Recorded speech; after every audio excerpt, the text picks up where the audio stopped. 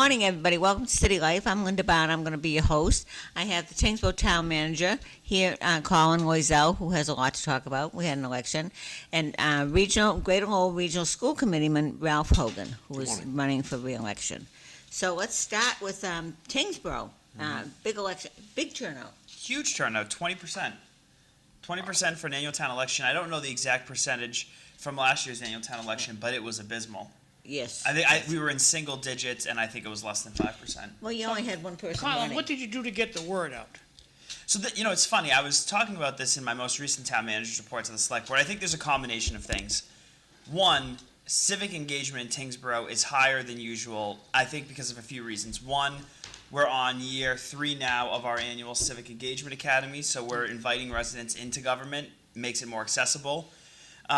We've incredibly increased our communication strategy, so I think people are more... So what communication strategy is that? Well, you'll love this, John. In fact, I thought of you when I was doing this last week. We sent out a text message and robocall to every resident alerting them of the town meeting. I thought John would be proud. Fantastic. How else would they know?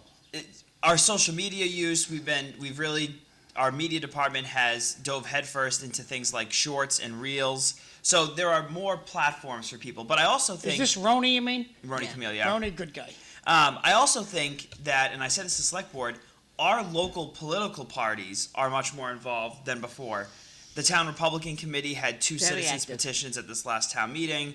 Between the Town Democratic Committee and there's a group called Indivisible, which is aligned on that side. People are more engaged because they have a group to get involved with. And so I think it's a combination of all of them. But on top of that, we had a couple contested elections for the first time in a while. There were 4 candidates running for 2 seats on the select board. No incumbents were running. And we had a debt exclusion on the ballot to construct a new fire station. So a combination of them, but I do think generally residents are more civically engaged because of all of those factors that I mentioned. So you did text messages? Text messages, robocalls, emails, all the other things. It's been on our website, on that digital sign in the town center that Linda loves, all of our social media. We have a new monthly newsletter that the library does. The Neighbor to Neighbor was... I don't think that does a doggone thing. I think the fact that you got a text... I agree. Oh, you got a phone call. Oh, we put it in the parish bulletin. That's great. People don't read the parish bulletin. They just don't. So, congratulations. I'm glad you upticked that, and I'll be bragging about that. That's good. Thanks. Happy to help. So 2 new selectmen. Who are the new people? Gentleman by the name of Konstantinos Kalabokis. His daughter was a select woman. Kalabokis? Kalabokis. Okay, Kalabokis. Yes, and then a younger gentleman, Nate Marino, who is still an undergrad in college, if I'm knowing that correctly. Okay. Previously served as the student representative on the school committee. Done some work with our Affordable Housing Trust. But there were 4 excellent candidates. All of them had been involved in town in a variety of ways. And neither of the 2 that were elected have held elected office in Tyngsborough. Right. So we're getting new faces on the select board. Now, so what kind of orientation will these new select people get? It's a great question. So last night, they both, as soon as the results were final around 11 o'clock, they both received a 4-page kind of guide to being a select board member that I drafted, but each select board member currently sees. And they get a free police car, don't they? They do not get a free police car. They get a badge, though. They do not get a badge anymore. Not? Oh, no. So I've heard this story. As long as I've been in Tyngsborough, we've not given out badges. They should. They're police commissioners. Under the Town Manager Act, actually, they're not anymore. Oh. Not to steal authority from anybody in the town. No kidding. But I don't get a police badge or a police car either. Because you didn't want it. Oh, Colin, it's so nice to have a police car you can park on the sidewalk. Yeah, it strikes me as ripe for abuse. Wouldn't it be fun? I'm sure it would be fun. Would it be proper? Probably not. And then, I'll meet with them one-on-one to fill them in on what, we don't have very many, but the limited legal proceedings against the town. And then the Massachusetts Municipal Association has resources. They've got a Massachusetts Select Board Association, which does an annual orientation in June. But like a lot of elected positions, and Linda knows from the position she served on, you're kind of thrown to the fire aside from those things that I've talked about, as possibilities. That's a warrant and all of that. Yeah. So does the state have a video they're going to go watch, or? Not the state. they'll be able to participate. The Massachusetts Municipal Association has a ton of resources they'll have access to through Tyngsborough's membership. And then in June, the MMMA does a new select board member orientation. So select board members from across the state get together in a room and talk about challenges facing their community. The thing is, each community is governed by such a unique set of local bylaws, town charters, special acts. So these are much more just designed to help people understand the state landscape, which doesn't change very much, so it's kind of easy to... At what point do they learn that you work for them, they don't work for you? I mean, I think that's abundantly clear going into it, at least the way that I work with the Because select board. in Lowell, it's about jobs. They kiss the manager's butt because they want jobs. We don't have a I lot knew of we were getting to jobs. some. It is very clear to them. In fact, I sent to them last night a copy of the Town Manager Act, which makes it very clear that they're the policy setters. I implement their will, and I work for the select board, not an individual select board member. One member can't have me do something unless the whole board wants. But I think that's abundantly clear, even to people who aren't elected to the select board in No. Tyngsborough. It's not. Well, You in can say that, Tyngsborough. but In Tyngsborough, I just- can only speak to Tyngsborough. That's my only... We're giving Oz a run for their money. We're doing well in Tyngsborough. Good. Congratulations. I'll stop talking. Oh, please Thanks a don't. lot. No need to stop. I don't know, as far as the fire station going down, I just think economically right now, people are strapped. People know you're gonna need, but it's interesting coming in with, what? There's an old saying with the taxpayer, I don't have any money, and they whisper, for you. I don't have any money for you. Well, no, but see, they get hit with the school too. You know, we knew. That's one Well, less. well, I know, we don't wanna be like Lowell. My God, you guys are going under with this high school. It's killing you. We knew going into this that there were, and I meet with residents all the time, and I've talked to more than a dozen residents who know we need a new fire station. That's the one thing I think was clear. We demonstrated very effectively that our current fire department headquarters is not just inadequate, it's quite frankly embarrassing. But we also knew that there were in fact people who, even if they supported the project, could not afford to pay a penny more in taxes. It's the reality of the world we're living in. The state needs to help. It'd be great if there was something like the MSBA, but for public safety buildings.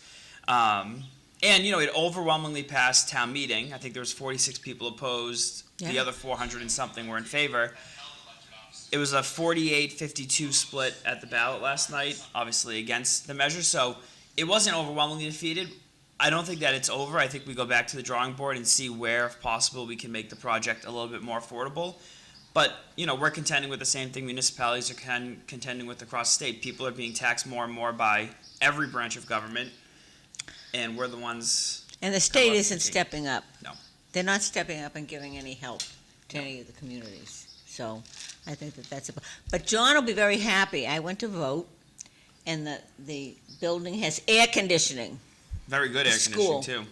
Very good. Well, and of course, you have the benefit of voting in a brand-new middle school. Yes, I know. So the AC is Except- still... I got confused with the parking lot. I went around, and I wasn't alone. There was like 3 or 4 cars going around and around trying to figure out how we got into it. I got there early in the morning to drop off the annual town reports, and embarrassingly, in front of 20 or so people who were holding signs, I drove to the wrong door, and then holding them, couldn't get into the door because it was locked and had to drive around, so I understand the confusion. Yeah, it is. It's just sort of. I think it's habit. We've all kind of always gone to the left, and When they so, changed polling places in Lowell, was always confusion. yeah. Well, it's the same place. It's just a new building, and it's so much better, Ralph, because I don't have to bring my flashlight because they didn't have lights to vote when it got dark. Yeah, the voting experience for precincts 1 and 2 has dramatically improved. Yes. I'd say. Yeah, it's really quite nice, and so everybody was very So pleasant. could you just give me a graphic, like what section of Tyngsborough would that be? Precincts 1 and 2 is everybody on the east side, so that's the side that the Greater Lowell Tech is on. That side of the bridge is 1 and 2. They all vote at the middle school, and then on the west side of the bridge, where Town Hall and the library is, everybody on that side votes at the elementary school. So it actually makes it easy when people Yeah. call and they don't know where to vote. I just ask, well, which side of the bridge do you live on? Lakeview Avenue north towards the school, towards Norris Road, towards the high school. That's precinct 1 on that side of the lake. The other side of the lake is precinct 2 that goes all along the lake on the other side towards the Vogue. Well, Colin, what's the logic? It's 2026. Why can't I vote wherever the hell I want to? Yeah, I mean, we don't do electronic check-in, so you're checking in using a physical booklet of names, and so the challenge, of course, would be if every precinct or if there's multiple voting places and each one has a paper check-in, Colin Loiselle could check in at precinct 1, and the people at precincts 3 and 4 would have no clue that I've already checked in. Well, that's just too bad. See, I can go to any Rockland Trust I want to go to. I can go to any one of them. Yep. I can go way down in Rockland and go to a Rockland Trust, and they'll cash my check. But the An difference. election should be. Why do we make it so? And I'm talking to you. I'm asking you because you get answers and you give logical answers. This business of there's a book. Who doesn't? Who's reading? You get on the beach, they're all reading on a freaking Kindle. Totally agree. Nobody's using a book anymore. I totally agree with you, John. I think doing digital check-in and letting people vote at any of the precincts makes total sense. Yeah. I think that, inherently that comes with concerns about the integrity of the list, right? If it's in the cloud. Going back to Rockland Trust. Yep. Nobody stole my money yet. All these hacks happened. The police department got hacked. Town hall got hacked. The school got hacked. It's all government agencies. What the hell's the matter with you? Talk to your favorite banker and say, what are we doing left that you're doing right? We're not getting hacked at all. And yet people wanted the government to take over the health care. They want the government to do anything. Don't help me anymore, as far as I'm concerned. It's a valid point, John. I think you're totally correct.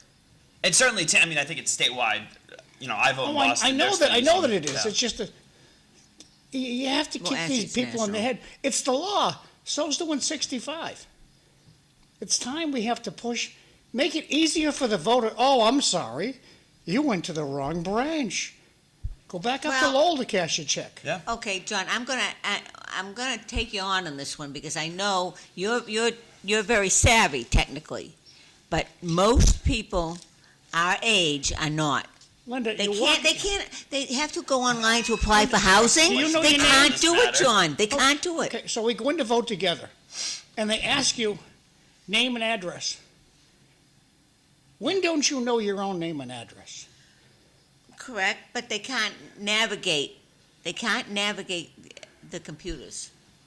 Oh. Because people aren't going to go. Because once you start doing all that, you centralize remind me of one of my. No, I don't want the government centralizing anything. One of my aunts who's bitching and moaning because she wants a key to start her car. She doesn't like this push button stuff. And you know what?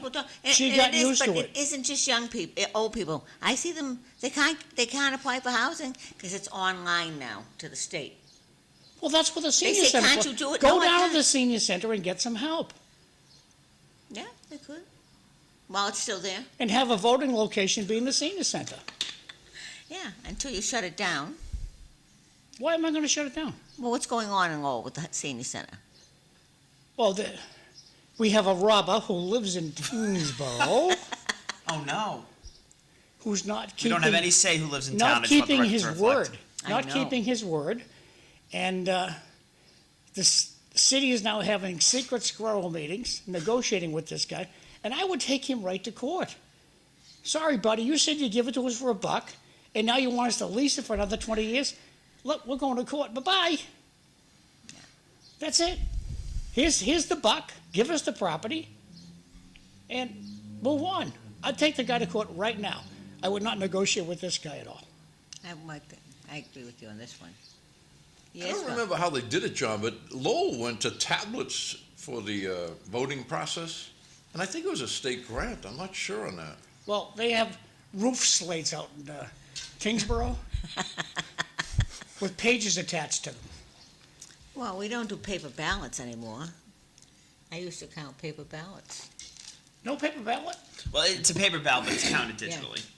And some elements of voting are already digitized by the state. If you vote early by mail, when it comes in, there's a unique barcode. It's scanned into the system. That system updates the list. So I don't think you're far off, John. I would imagine. I just think that you'll hear concerns like Linda brought up, and I think you'll hear a lot of people who don't trust that digitized system. Right now with the list, people can send poll watchers and we see them and they stand at the list and they look and say, Colin is already crossed off, why is he voting again? I think that you just there's a natural skepticism against government, and I'm not saying that's wrong. But I think you're right, it would be easier. And certainly faster. And so far as this It's definitely ballot faster. business is concerned, every ballot should have a serial number. Like when you look at your money, it has a serial number. That's the only serial that no other money has the exact same number. That's how banks can do counterfeit bills, because the money it either exists or it doesn't exist. If ballots had a serial number, when they run through the scanner, that number it bounces, it kicks it out, says this is not a valid ballot, because the serial number doesn't match the computer. That's a good point. I don't think people have any confidence with all the fraud. The government isn't doing a good job right now. I'm not talking local, I'm talking nationally. Municipal employees getting emails from their union saying, vote Democrat because the Republicans want to take away your benefits and your pension. I know. It's not true, but they get away with it. I know. Well, they've been doing that forever, though. I mean, James Michael Curley, let's go all the way back. I mean, it's always been, always will be. I don't see a change in that. But I do think that government right now is at a low with all the fraud. There's so much money. There's too much money involved. And I don't think I want them taking care of any. Well, don't help me anymore. Linda, you keep this up. We're not going to hire your sister this summer.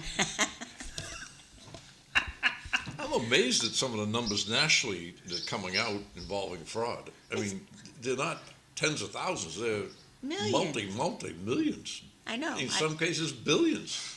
Well, why is it the minute the government comes up with money for something, they have to subcontract it to somebody else? They can't handle it. They have to establish a committee. They have to establish a whole department to run it, but they can't run it. They have to have someone else run it. Everybody was following, what was it, Wisconsin with the fraud? Minnesota. Well, Wisconsin. The same group was in Auburn, Maine. Yeah. And a ton of fraud. Yeah. I mean, I was up with my brother-in-law and just checking the local paper, and I couldn't believe the numbers. Yeah, little Maine. I know, it's discouraging. But anyway, I'm not going to get into it. I'll get depressed, and it's too early to be depressed. Not a good way to start your day about government. I think Tyngsborough needs a grant from this administration to bring in the tablets and speed up the voting process. But 20%, you did an excellent job. Remarkable turnout, Remarkable, in my opinion. If we got a grant, it wouldn't go for that. I'd rather go for something like a fire station. I wish they'd give us grants, I really do. I wish they'd step up and help the communities. They just have the handout. This text came in a while ago. I forgot to put it up on the screen. You want to read it out loud? Good morning. An elected official who doesn't have a town-provided car, well, Toto, looks like we're not in MA anymore. Yeah. Yeah, but he didn't even take the higher salary. You know, he did a lot of nice things that most managers don't do. He didn't take the salary that the leaving town manager had. So, and he went. If the town workers didn't get things, he wasn't going to get it. Everybody's very happy. Stand-up guy. Yes. Appreciate that. Well, and you can reach him.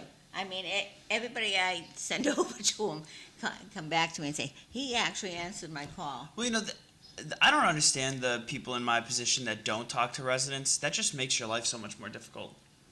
I mean, one, it's your job, but secondly, I probably meet one-on-one with a dozen or so residents a week. And it helps me understand what's going on in the community, but also it gives me a different perspective. So when we go forward with a big project or when there's something new that we're being discussed, it's not done in a vacuum and you just naturally get more support. Yeah. So it's actually, it does me a favor by talking to people.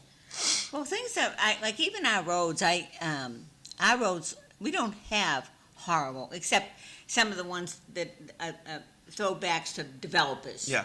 private roads. Yeah. But as far as potholes and all, and an example I'll give is you go down Mission, which Yep. goes into North Chelmsford. Yeah. Tyngsborough's beautiful. You hit Mission and you lose the whole, Yeah. you lose your muffler and everything else.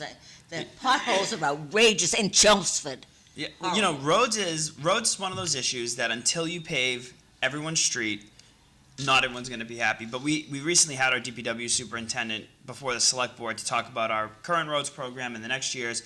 And you know, one of the numbers that stood out to me we hired him as our town engineer in 2018. Prior to that, we would have to bring in consultants to design our roads project. We were using exclusively Chapter 90 money, which is the little money you get from the state to pave roads. At that time, we were getting probably $400,000. We'd spend $100,000 of it on an outside consultant designing it. So we were only spending $300,000 paving roads, which, as you can imagine, isn't getting you very far. Every year for the last 15 years, our pavement condition index, which is an industry term that rates the condition of your overall road network, was decreasing by 4, 5, 6 points. In 2018, we hired a town engineer. Since then, we've maintained our PCI of 72. Now, in order to increase it, we'd have to invest $5, $6, $7 million a year. We simply don't get that money from the state. But we used to just focus on the failed roads, and so then roads that were in okay or fair condition were becoming failed, and a failed road is far more expensive to repair. And so now every year we preserve okay or fair condition roads to keep them from getting into failed, and we address some of the failed roads. So the strategy has worked, but I'm also cognizant that until we pave in front of everybody's house. Well, Preventative maintenance. Yeah. yeah. And now we're spending close to $2 million a year on roads, Wow. which is a remarkable number. That's incredible when you think of the size. But it's a big town. You have It's a 80 lot. something road miles, Oh. 82. So, I'm quite happy with it. I think things are moving along. Eventually, of course, and I mean, I would be interested to see on that vote against the fire station, if it differs from each side of the river. If the people on my side of the river take an issue that we don't really have a fire station.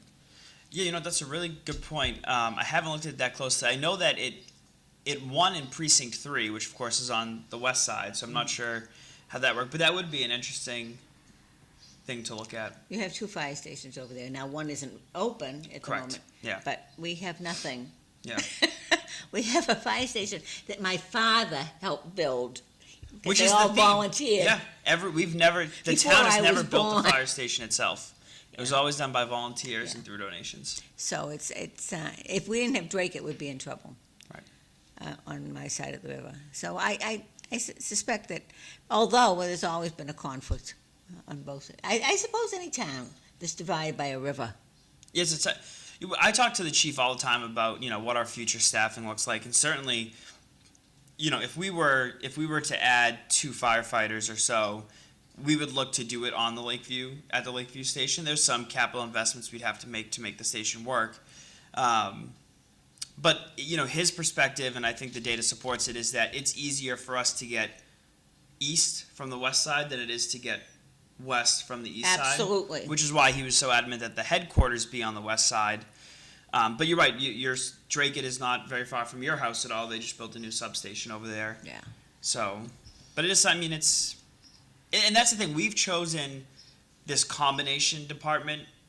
Like, that's the way we've chosen to operate, where we have limited full-time, and then we rely on part-time and call firefighters.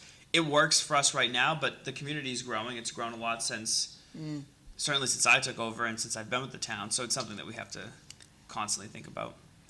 You do have a great fire department. We do. You know, I was in traffic, and I didn't know why I was in traffic, but there was a pretty serious accident at Route 3. And I checked it the next morning, and you guys, you know, the town of Tyngsborough's fire department and rescue responded and got the guy out on a helicopter. Yeah. What's going to happen with Lake Scuppock?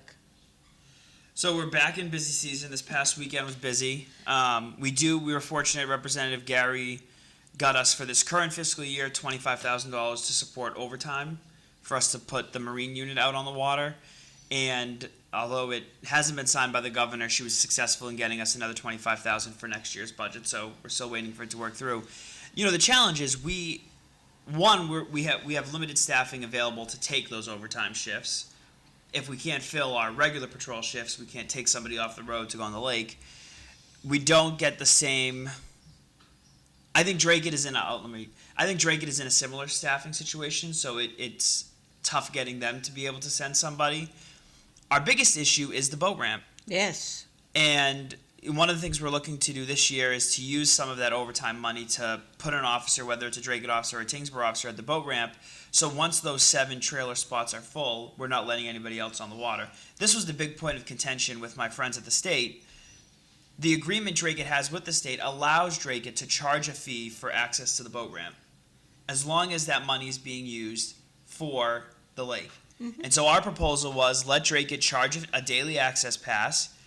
Once they sell all 7 passes for the day, the boat ramp's closed. Yeah. The state admits that they used their own calculation to determine that they could only accommodate 7 additional watercraft on the lake because they factor in everybody that lives on the lake. But they won't. They were just totally unwilling and uncooperative when it came to letting Drake charge the money. Drake nor Tyngsborough should be responsible for policing a state-owned boat ramp. And I got to give a shout out, Mass Environmental Police. They do the best they can with the resources they have. Really, our issue is with the Office of Fishing and Boating Access not allowing Drake or Tyngsborough through this agreement to better enforce that ramp. And so what you get is dangerous operation on the lake. And, I've said it before, and I maintain that it's going to take a tragedy like it did on the Merrimack River for the state to take it seriously. But it's early. I know last weekend was busy. I think this weekend is going to rain, so maybe we won't have as many problems. But Well, on this thing, so I got 4 jet skis.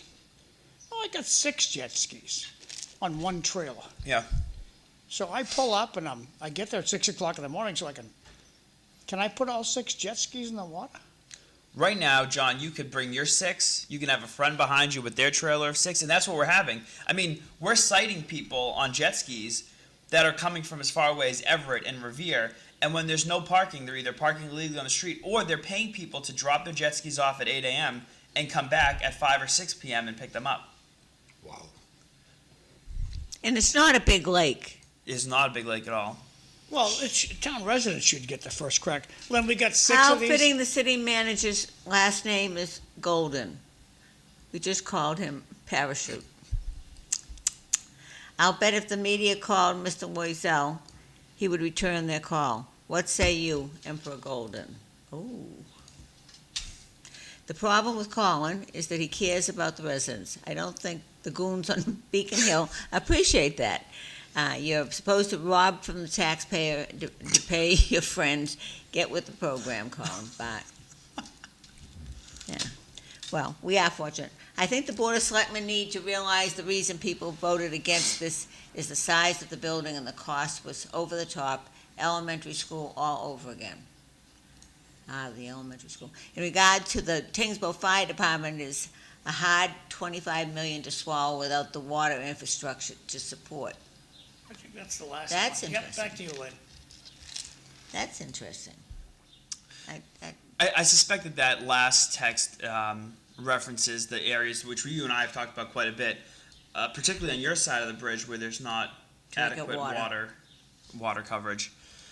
Sort of related because we're talking about fire service, not necessarily related to the building. There's certainly water capacity for the building, but that's a valid point. We have areas of town that aren't, and on the size, this is something that we've heard, and again, we went into this knowing, and I said it to the select board, I said it to the fire station building committee, the cost was a big number.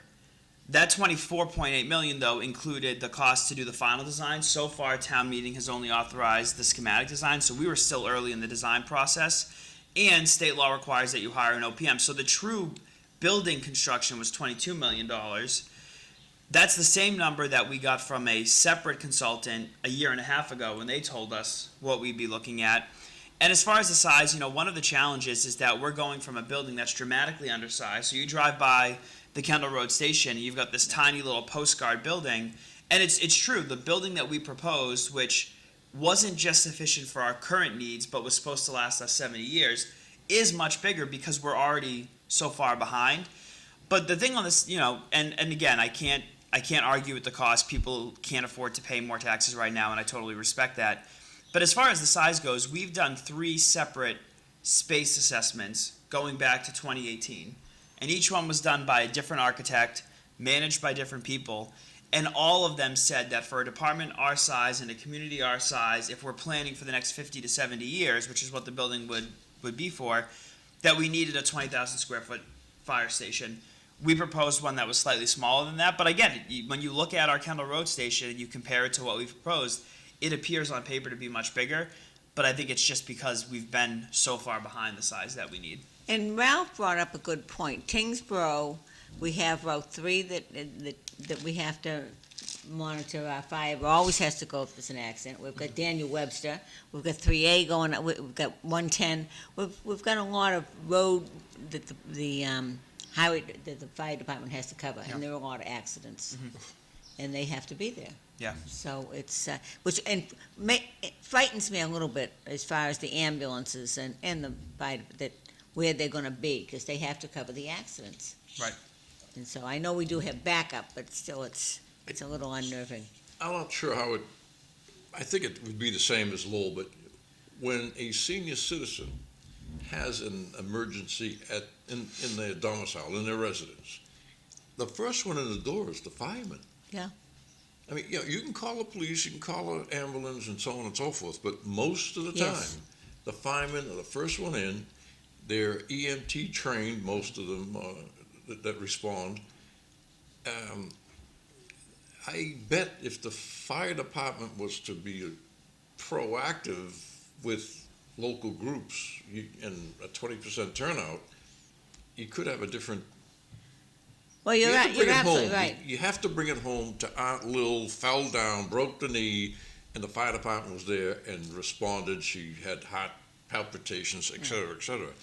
When you bring those issues home, I think people realize the value of a Oh yeah, I can vouch well-staffed for it. fire department. They stuffed aspirin down my throat. They were there pretty quick.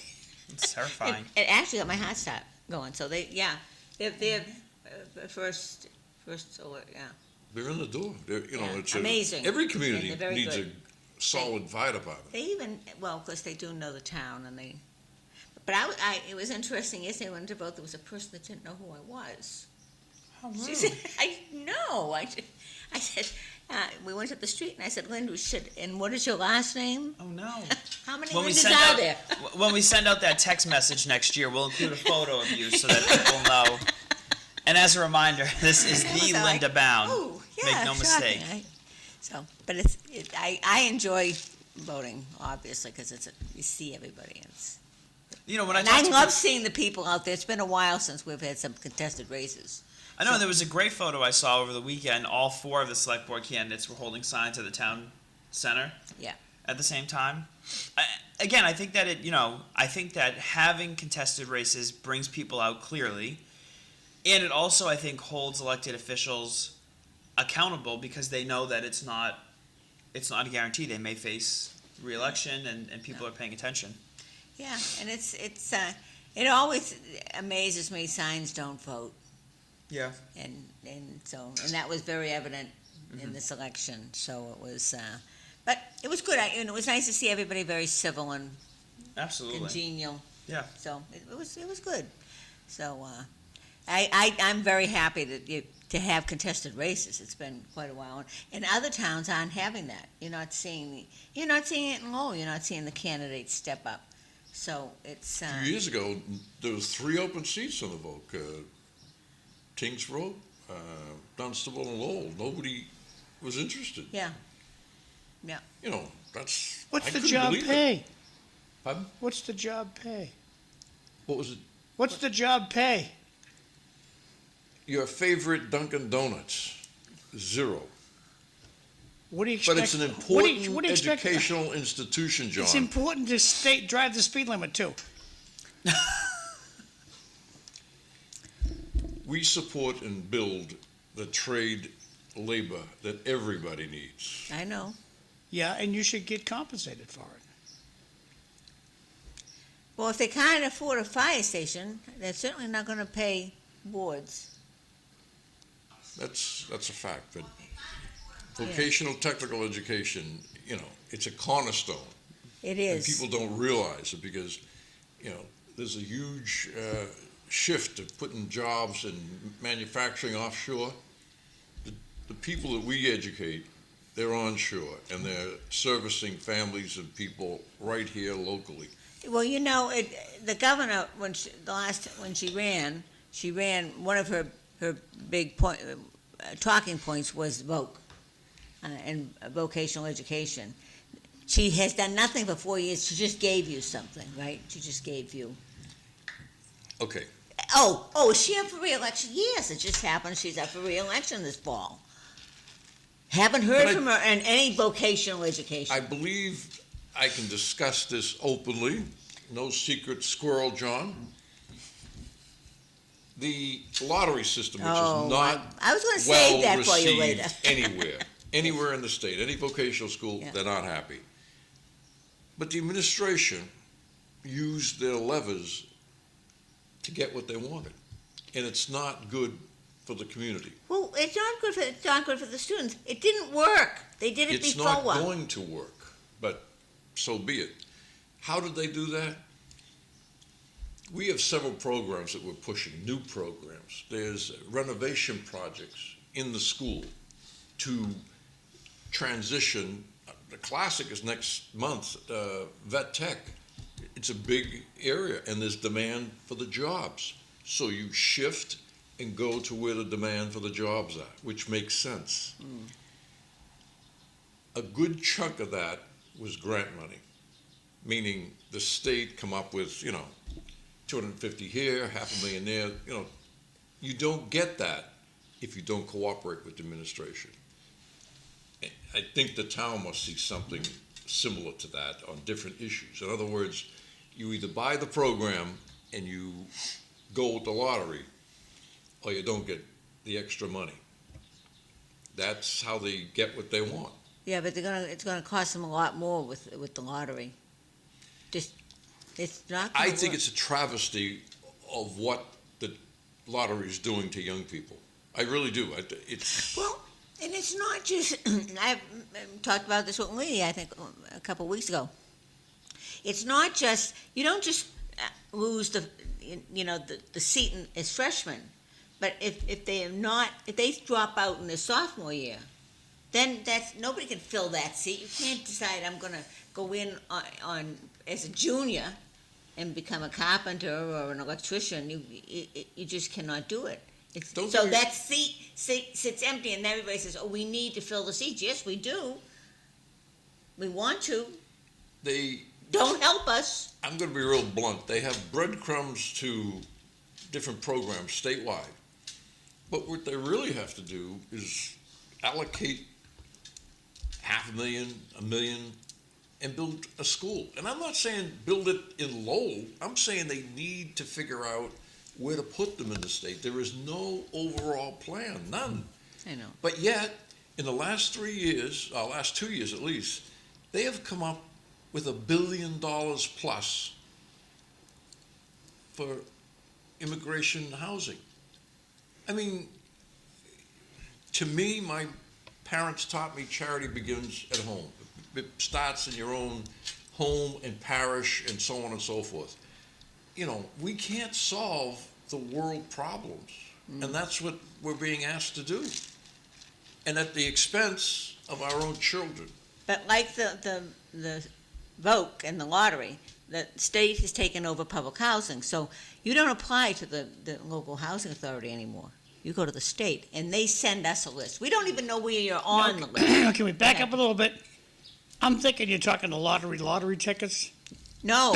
So we're explain to talking- the audience when you talk about lottery. We're talking about the lottery to enter the vote school, and Linda brought up, if you want to go into elderly housing, again, the state controls that lottery, if you will, the selection process. On the elderly housing and public housing, when I found out that you get all your utilities paid for, a nice place to live, it's $100 a month. Who the hell wouldn't apply for that? Who pays $100 a Okay, month? what are they paying, Linda? Oh, they pay $1,500. No, It's based on their income, right? Yeah, it's a third of your income. A third of your income. So if you I agree, that's lovely, if you but their publicly income isn't report, that high. I just have Social Security. I get $2,500 or whatever Social Security pays. I About don't know. 30 grand a year, Okay, at the so most. it's cheap Some get a money. lot less. It's cheap money, including utilities. Cheap money. But the Who wouldn't wanna live demand there? exceeds the supply of units. of I'm course. sure, and I'm not up on Ralph, Tyngsborough's if you're housing, but selling- I'm sure you have the same problem. Ralph, that if you're there's more selling applicants. ice cream cones at a third of what you have to pay for them, you're going to run out of them quickly. Well, yes, if you give it to all, how are we gonna house 21 million people? That's what we're doing. And so what happens is the locals that have been on lists for years get kicked to the curb. Because the governor is a sanctuary state. And you're not And allowed all to. comers, come to us, we'll house you. And you're not allowed to give preference to like. So if I lived in Tyngsborough, I don't get Oh, wait a preference for minute. Tyngsborough housing. You get a point. Oh, okay. Okay. So it's a And complicated if you're a point veteran, system. you get a point. There's two. Okay. You're But running of a course, system- if you've just dropped here from El Salvador or something, you're homeless, so you get like 100 points. It is, it's terrible, but that's the system, and it was the state that implemented it. It wasn't the local. They took it over. They took yeah. it over. And they did something similar with the schools. I mean, they know better than anybody else, and I don't agree with that. No, as I say, I'm going to go back to it. Don't help us anymore. They don't have a great track record.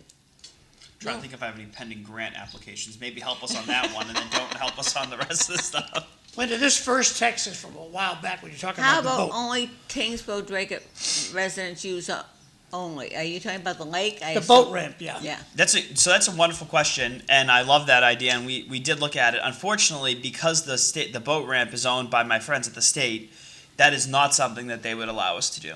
But it's a great. I mean, Tyngsborough used CPC money many years ago, long before I can take credit, to purchase what is now the Tyngsborough Town Beach, and we do effectively restrict that to Tyngsborough residents only. You have to come to Town Hall and get a beach pass. It's free, but you've I got to have prove mine. your residency. And because of that, you don't see. I mean, on the Drake side, you see people. They put up tents. They're there grilling for hours at a time. We don't get that on the Tyngsborough side because we do have a residency requirement. Drake can't do it because it's state property. Now, it'll be interesting. I got more, Linda. Oh, you got more? Colin must be an alien from outer space. He actually cares about the taxpayer. Who is this guy? Where is he hiding his spaceship? And we're not His going to spaceship tell is you where right he out is, back and you to- can't have him. My spaceship's parked right outside, actually. I've said it before, and I'll say it again. I think he needs to run for statewide office. Yeah. He's qualified, he does a good job. Yes. Next text. Unfortunately, most politicians run on trying to solve all the problems, and when it doesn't go their way, they blame its citizens and always need more money. And the newest text, I'll blow this guy up. Maybe so- if we had the audit, then we would be able to afford hiring more police firefighters in the state. Well, that's the problem with the state. The state thinks, oh, we got a grant to fix the building. But let's go hire more of our friends. The hell with maintenance. And the state has a very bad habit of doing that. And so do many of the local governments. They have a bad habit of taking money and blowing it on hiring their friends, not doing the maintenance on the buildings that they should. You know, one thing that I think fixes that on the state level, and I know it happens in some local governments, I think it happens much less on the local level, is I'm fairly certain there's a ballot question on the state election this year to make the legislature and the executive branch subject to the public records law, which municipalities are. Anybody can request basically any record in town, which makes it hard for people to do that kind of thing where you're, passing a contract to a friend or something. You don't have that same ability at the state, so you don't know what's happening. But if you don't put the contract out, you just hire your sister. Sure, but on the local level, somebody can request all of our contracting. Somebody can request all of our communications with a certain person. You don't get that at the state level, so it's easier to hide, I guess. Speaking of communications, Yeah. if I'm a selectman, or I'm a city councilor, or a school committee person, and I text my colleague during the meeting, how do you keep track of that stuff? So that is Nobody does. that is a public record. The public records law, again, which doesn't apply to the state, applies just to municipalities. Any communication, text message, phone call, written, digital, that pertains to your official responsibilities, no matter the medium, personal phone, work phone, is subject to the public records law. You bring up a valid point. If I'm the city manager in a different city and somebody's asking for a city councilor's records, I don't readily have access to them, so it is kind of an honor system. When you see a local official, they have 2 cell phones, there's something up with them people. No. Excuse me, let me hide my second cell phone. I was just, That's why, because you have a town cell phone, you have a personal cell phone. Well, I think that's actually the best way to do it, because I only conduct town business on my town cell phone. If I left, and I'm not leaving, don't get excited, but if I left, everything that I've done is now still in possession of the town. Whereas to your point, John, if I was using my personal cell phone for work business, one, you would have to just trust that I'm turning over all the responsive records. But then once I leave, who's to say that you ever have access to them again? So I'll hide my 2 cell phones. But I think that there's actually, I think that makes, in fact, for the public officials that need it in Tyngsborough, that's my preferred approach, because then I do control the records. It's on an account managed by the town. If somebody says, I want Bob Smith's text messages, I know whether or not they exist because it was done on a device that I have control over. well, and also, I mean, your business or town phone, you can shut off. I mean, you shouldn't be on 24/7. I know you are, but for the most part, For most positions. but if everybody had your private cell phone, my God. Well, there should be a resolution made before the meeting starts. Everyone, please shut off your cell phone. Oh, Oh, absolutely. they do say that, though. Oh, they do? I've never heard it in Lowell. Oh. No, we always I guess shut. Lowell breaks all the rules. We're so good.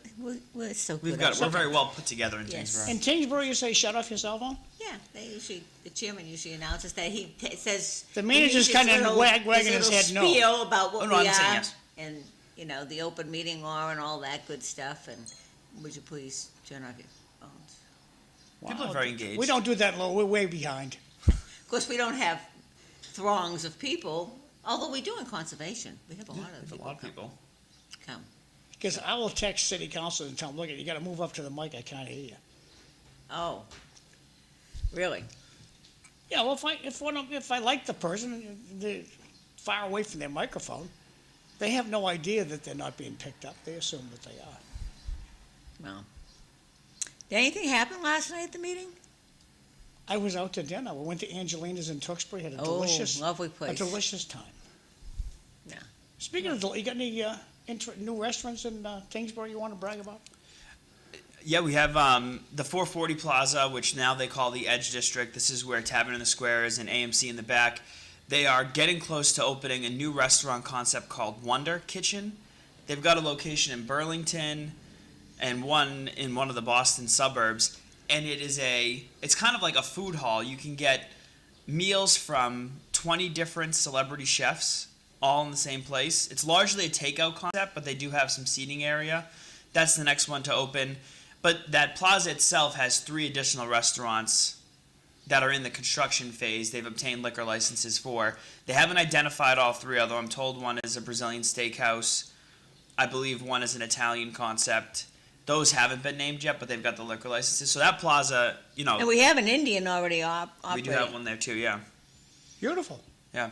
It's wonderful. I just love seeing it. Unfortunately, we lost a couple national chains. Smoky Bones filed for bankruptcy and closed. Oh, did they? I think They were on. they the were market. struggling after Tavern in the Square opened across the street. I think the menu offerings at Tavern in the Square was a little bit more. Well, Smoky Bones was freezing cold in there.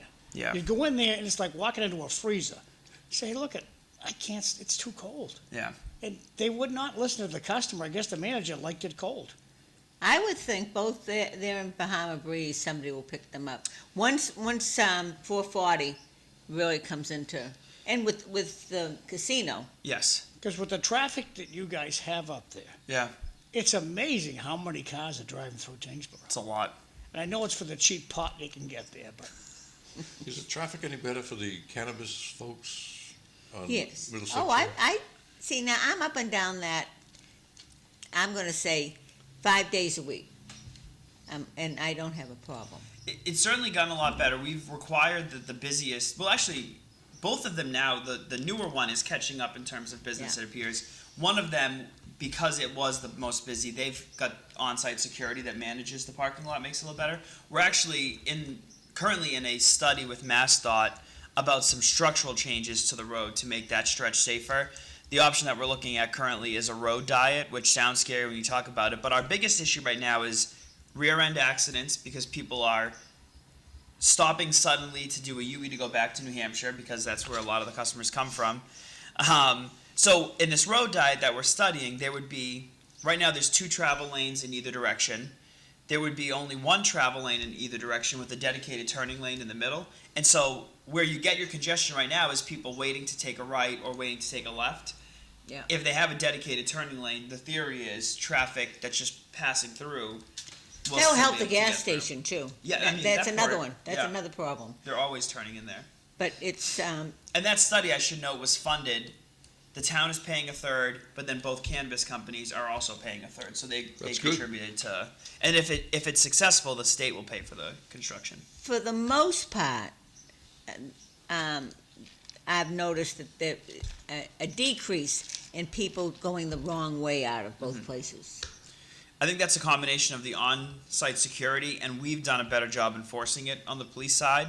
Yeah. We've taken a zero tolerance. So if you take a left out of one of those businesses and you're pulled over, you will get a ticket.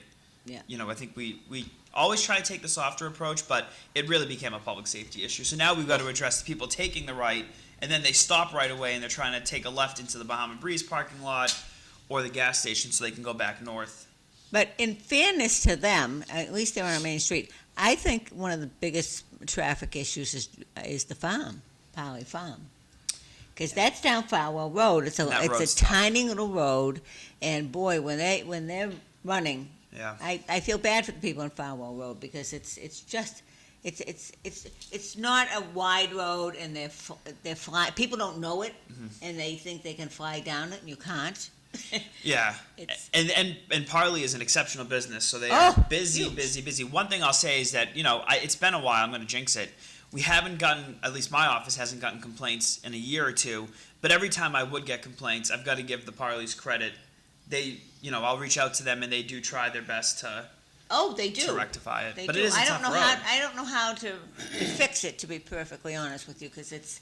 I kind of expected them to do something like they do. I went to the Apple Blossom Festival in Harvard. They haven't had one in Groton. I'm surprised Polly doesn't do that. Yeah. With all their blooming fruit trees, because it really would be spectacular. I probably shouldn't put that idea in their minds, but the neighbors will kill me, all of them. My phone will be ringing. How could you suggest such a thing? But it's an asset. Everybody knows about Yeah. Polyphone. And then you go across, and then you're at the honey place. Great strawberries, Colin. Yes, yes, fabulous. yeah. All their fruit, really excellent. And so it's and as I say, and then you go across Locust towards the highway, and you can go to the Colin and get your honey, your fresh honey. We got a little bit of everything Yeah, in Tyngsborough. it is. It's a lovely little community. It's My coming. niece lives out that way. Rick's Yeah. honey shop up there. Yeah. Very good. Yep.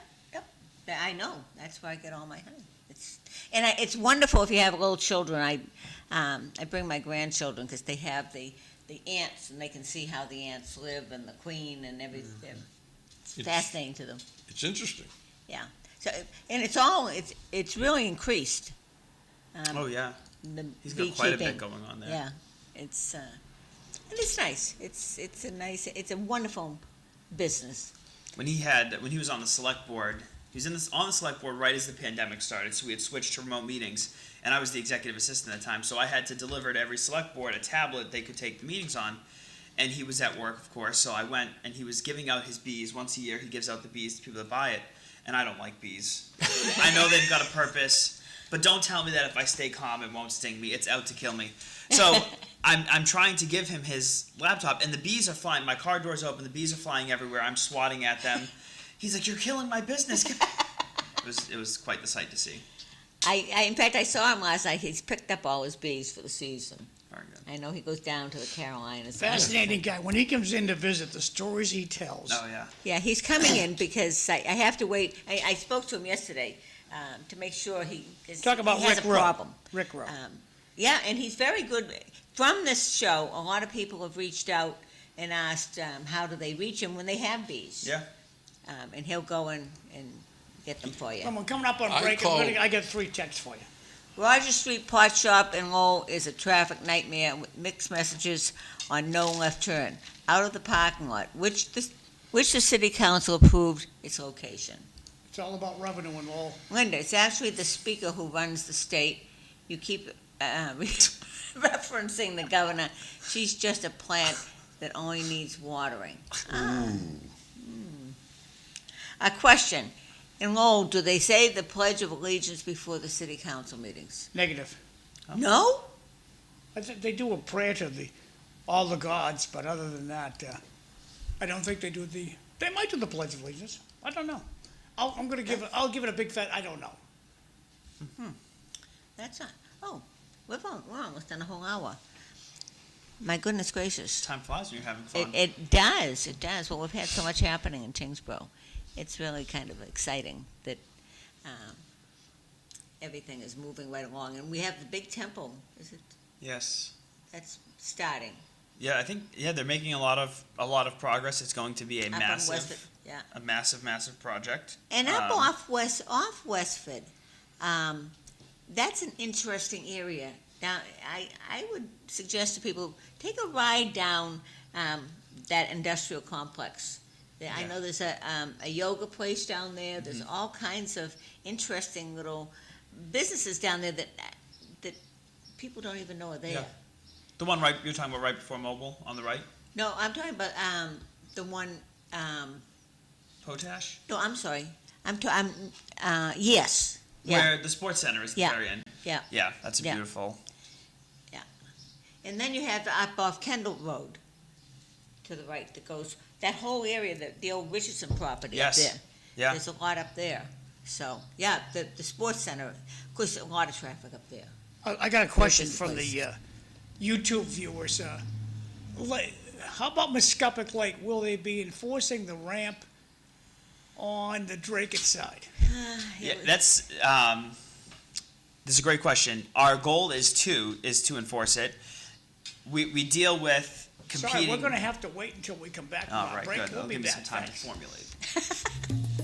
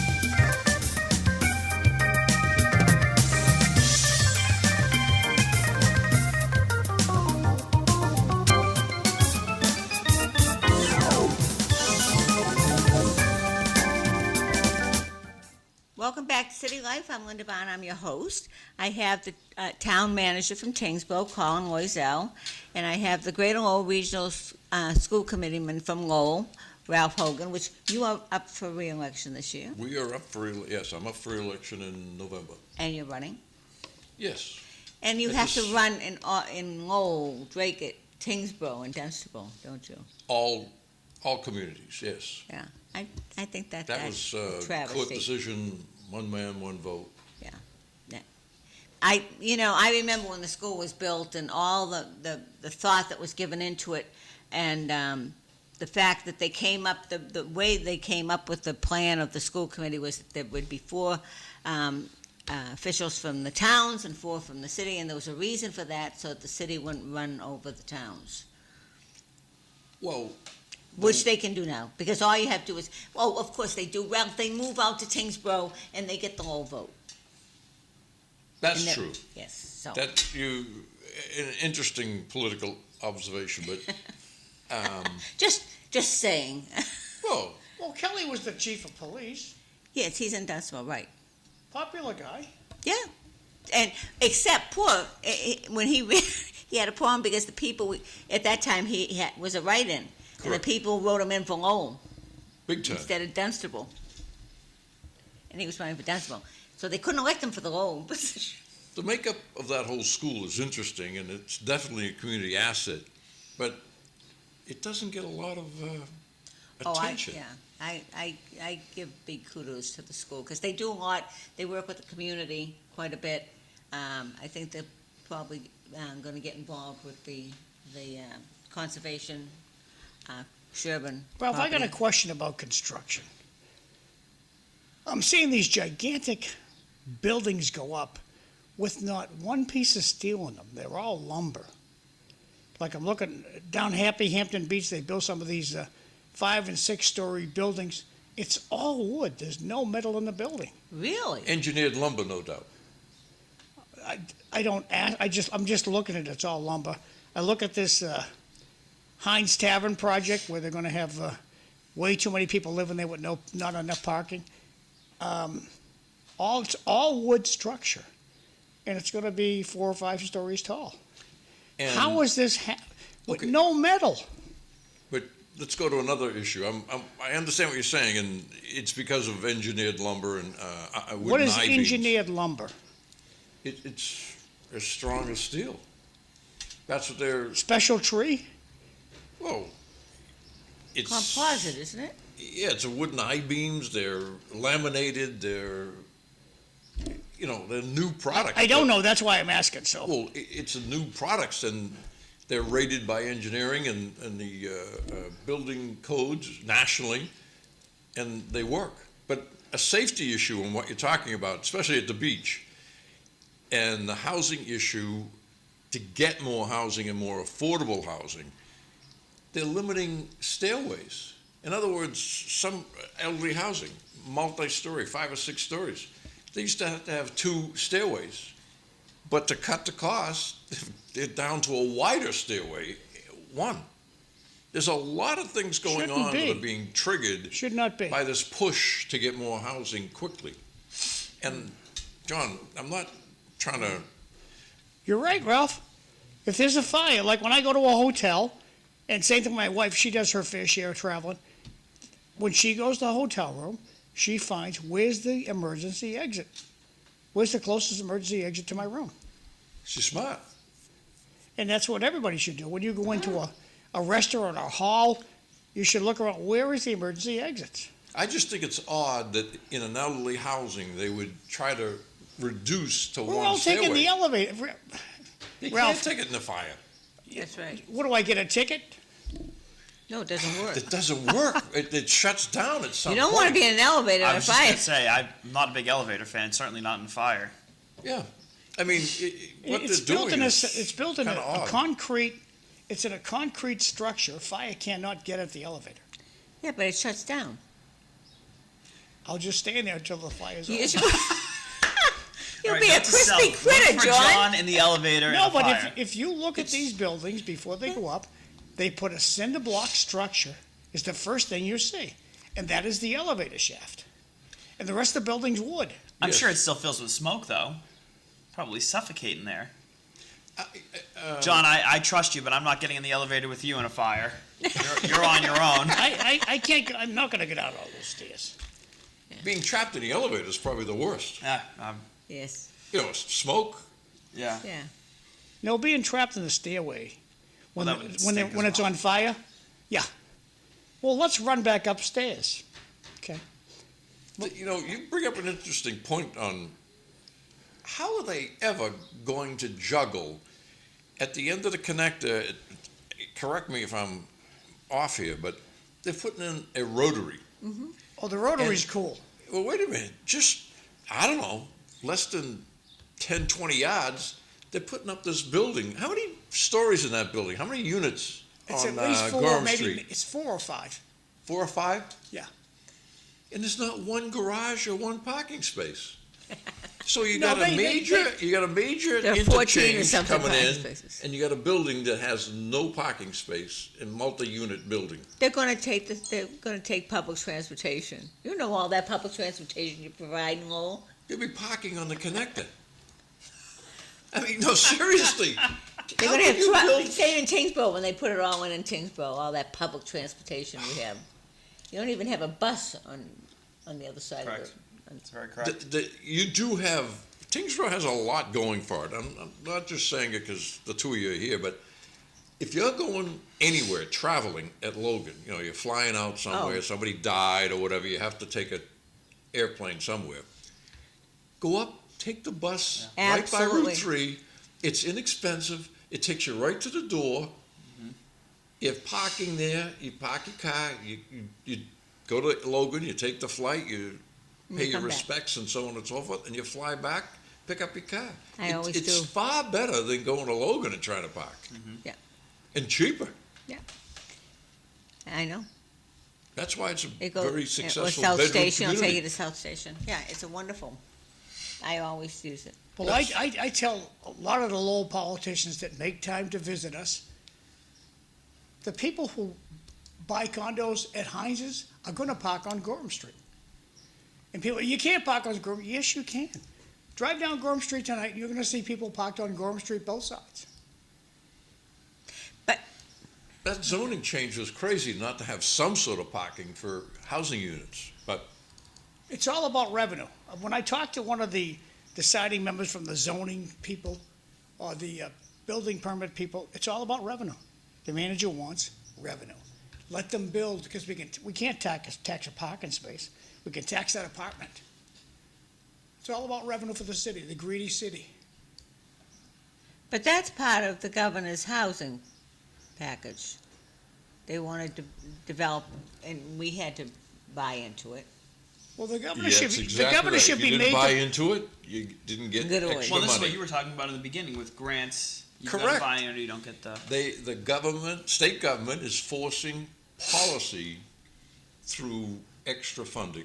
Yeah. And everybody needs it because the budgets are so tight. Yeah. And they haven't made a good decision with transportation. They haven't made a good decision with education, Department of Ed. You know, the Oh, bureaucrats. Desi, I in don't know how Boston- y'all deal with Oh, Desi. you have no idea how bad it is, but, you know, they have not made good decisions. The bureaucrats, in my opinion, have really hurt the governor. I got a couple of texts, Linda. There was a possible ballot question that I believe the governor has moved forward for study. 5,000 square foot lots by right now. Will that go in Tyngsborough? I suspect not very well. I've not. I don't know how much promise that bill has, but I mean, even ADUs. One of the things that we've run into with ADUs is that they're permitted by right now under state law. Nothing you can do about it. And some people are building beautiful ADUs, but the unintended, perhaps, consequence is that those ADUs count as a housing unit, but they can't count as affordable, even though the whole concept of an ADU is that it's more affordable. So our SHI, which is what protects. Wait a second, elemental P. I knew this was coming. The sustained housing inventory, and that's the number you hear communities talk about being above the 10% SHI. If you have at least 10% SHI, which really just refers to your affordable housing, you're protected from unfriendly 40Bs. That's when these big developers come in, like you're hearing about in Drake at Murphy's Farm is a large 40B project because they're below their SHI. The issue with the ADUs that isn't addressed in the law is that they count as housing units but not as affordable units. So as more people build them, it's artificially increasing our housing stock, but it's not counting as affordable. So we're well above 10. We're at like 13% almost. So we have a little bit of buffer. But as more people build ADUs, that SHI is going to come down, and unless something changes, there's no more large parcels of land available for us to develop a large affordable project. So it is very possible that in 3 or 4 years, we're talking about how now we're just teetering at that 10% and thus at risk for falling below and having to deal with the One more further text, 40B. Lynn. Most places before they before they are built, have parking in place, not the other way around. Not in Lowell. Well, Tough cookie. I think that Gorham Street area is something to watch because you're gonna have major changes at the end of the connector. And you're gonna have this building that has no parking. So people park on the street on both sides to get into their house, which they do in Lowell. You're gonna have major traffic jam at 5, 6 o'clock. But isn't the rotary going to go, like when you're coming down the connector, the 3A, before you get to the end, isn't that where the rotary is gonna be situated? Have you ever seen We got this major handy construction dandy go map. well? Handy dandy map. No. Here we go. Now, this is what the state's gonna, and this is gonna be all done by 2030, I believe. So it's coming. So here is Gorham Street, today's Gorham Street. So what they're gonna do is they're gonna take, if you're coming from downtown Lowell, and this is the Lowell connector, you're gonna go up Gorham Street, you're going onto this roundabout guy, and you're going right up, you get on it, get off, and you head out the Lowell connector. If you're coming from, for the lack of a better way to put the cemeteries, you're coming from Chelmsford, you're gonna come down Gorham Street, gonna go on here, go around, and out the connector you go. Or, if you're gonna go downtown, you just go here and keep it going. For the neighborhood, the original plan, they were screwing the neighbors. So, What? somebody got wind that they were taking away people's driveways, blah, blah, blah, blah, blah. So the state come up with this concept, they're gonna have this area right here that's gonna have parking for the neighborhood. How many spots? 1, 2, 3, 4, 5, 6, 7, 8, 9, and 1 handicapped. So you got 3 houses or 4 houses at least. They're gonna keep their driveways. Okay. That's my understanding. They're not taking, the state's not taking any driveways.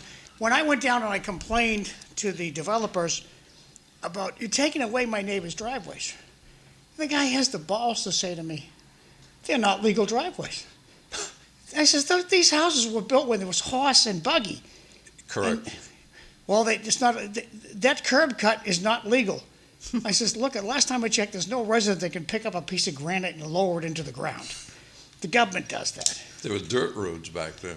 So I was John, happy to see this. could you put the cursor where that building is that I'm speaking of? But no, right there. So all I'm saying is that, by the time they finish that building, this construction will be underway. It's gonna be a mess. We're gonna have parking right here. Right now, it's legal to park here. You can park on Gorham Street right here. Listen, I don't know the number, For the the precise city number, but I'm council- telling you, that's one of the busiest intersections in Lowell. For the city car council to count- believe that they're gonna park at the train station and walk home, they're nuts. Back to you guys. What were the purple lines there? The purple lines? Those big purple lines, what are those? What's that? What is Probably it? curbs, sidewalks. Proposed sidewalks, there's proposed Oh, yeah. sidewalks. Just where you wanna walk. It says in small print, I didn't know.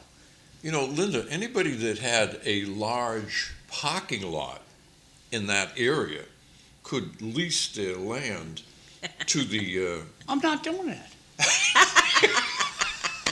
He picked right up on it. I'm not doing that. Right now, with the city and its geniusness, they built another section of the Rogers School. They didn't allow for any parking for the teachers. So now the teachers use my parking lot. Good morning. Oh, my. That's it's, not- Can I it's help gonna you? be interesting. It really, Well, this over here is very interesting when Yeah, you try to go get ahead. out. this is a site where they should put up a camera, a site camera, and put it up to the net. To talk Let about the everybody fire watch. station. Hey, kids, this guy wants to talk about the fire station. Let me put him on speaker. Okay, Who's this? Wrong button here. we don't know. Well, we don't, it's good the guy called in. Okay, Mr. Firefighter, building from Tyngsborough, tell us more. Yeah. So I heard you guys talking earlier, saying that they think the reason that it failed was, the tax levy on the town people and money's tight, and that is a good reason. But I'll have to say, 100 other people that I know that voted against it, myself included, had nothing to do with the tax levy. It had to do with the price of the building. The building is way too big for what we need right now, and $26 million. We could have done something with a smaller, we didn't need an emergency response center. And this is basically, Linda will remember this, this is the elementary school all over again. They bring something in that's way overpriced. If they would have brought something in the $16 to $18 million range, would have passed flying colors. Everybody I talked to that voted no said, we don't need something this elaborate. 5 days, 20,000 square feet. It's enormous. Well, let me just play devil's advocate with you for a second. How many people do you think will be living in Tyngsborough in 10 years compared to now? Do you think it'll stay the same? Will it go up in size? What do you think? It'll go up, but not to accommodate that size. That's my take on it. I mean, I talked to a lot of people, and we need a new fire station. I think we should have done what we talked about in the master plan and gave us an option for a safety center.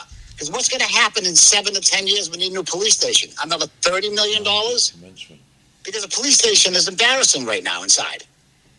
Well, on the police station, why did we build such a crappy police station? Well, it's real old. Same as the fire. I think the citizens should have gotten more options and let them decide. Colin, how old is the police station? Colin, how old is the 86. It was built in 86. That's not an old building. Why was it built so crappily? So well, Sam, then you go back to the middle school. We just spent $80 million to build that middle school. And you know that middle school is only 5 years older than the Greater Lowell Vocational School? It's because we don't take care of our buildings and we let them fall to crap. Well, I think, respectfully, I think that technology has changed, and now these teachers and these students, they demand that they have internet access, and how are you going to put that into a building? Also, air conditioning is very popular these days. Oh, yeah, without a doubt. I do HVAC for a living, trust me. That's what I'm fixing all day today, is air conditioners. People can go without heat for a couple of days, but their air conditioning goes, oh my God, the walls have fallen down. Yeah, I'm 100% with you. Hey, you brought up some good points. Anything else you want to say before I let you go? Nope, I love Colin and I love Linda. You guys are the best. Hey, thanks for calling in. Have a good day. Thank you. Keeping us cool. Thanks. That sounded like a good friend of mine. John, you hit the nail on the head. And we talked about the size. We were building, town meeting tasked the fire station building committee with designing a fire department headquarters. That would be the only time we had to build a fire department headquarters. And, the caller brought up the police station. We have a history in Tyngsborough, certainly predates us sitting here, of doing things halfway. The cheapest way, and then paying more for it down the road. And we're running into that with the police department, with the fire station. Certainly, and I've said this, we could go to town meeting with, I don't know that we get to a fire station with the final design and the OPM at 16 million, but we can reduce costs, we can reduce the size of the building. The question that I put to people like my good friend who called in is, if we then have to build onto that building in 10 or 15 years, were we better off financially doing it all at once as opposed to waiting to expand in 15 years? And maybe the answer is yes. I'm not saying I have the answer for that, but I think what the committee did was took the advice of not one, not two, but 3 different public safety architects, what they said we would need for a fire station for the community our size in the next 70 years, and proposed a project that built it in the most cost-effective way. But he's certainly correct. I've talked to people who thought the size was too big.